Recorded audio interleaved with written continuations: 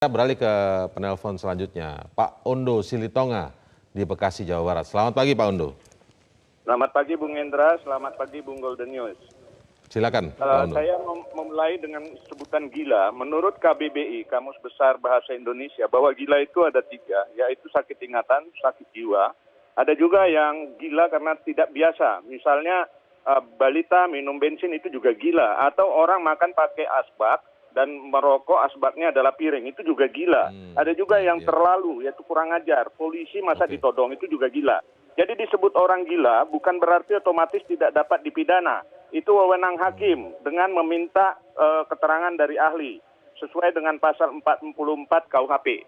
Menurut saya untuk menjaga perdamaian dan kesatuan ada di tangan kita semua. Masyarakat, tokoh agama, politisi, media mainstream terutama yang memberitakan berita atau pengguna medsos. Jadi media harus hati-hati.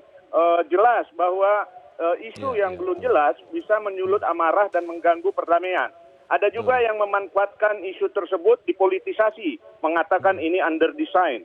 Ada juga yang mengatakan, terutama itu wakil DPR itu mengatakan ini adalah unsur menjurus ke PKI karena di bulan September berurut-urut, beruntun. Ini yang begini-begini memang harus kita hati-hati. Kita rakyat yang harus cerdas, tidak hanya kepala dingin. Terima kasih. Oke.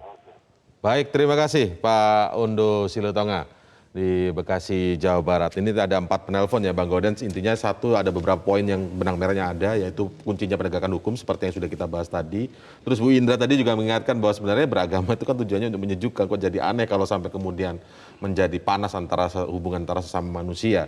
Dari Pak Ondo juga mengingatkan, itu menarik sekali bahwa soal ini tetap bisa dipidana begitu Bang Gaudens.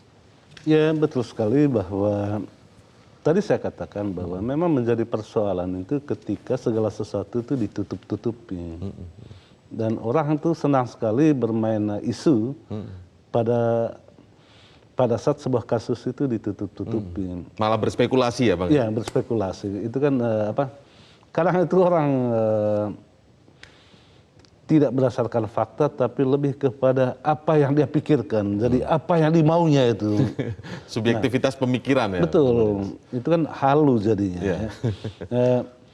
Ketika mengembangkan isu bahwa terjadi kriminalisasi tokoh agama, dan juga terjadi secara sistematis dilakukan penyerangan terhadap tokoh-tokoh agama tertentu, polisi harus membuktikan bahwa hal itu benar atau tidak. Jangan defensif. Belum apa-apa sudah dikatakan, oh sakit jiwa. Nah tadi Pak Ondo katakan, kalau disebut gila, ya biarkanlah pengadilan untuk mengatakan dia gila. Proseslah hukum. Proses menurut hukum.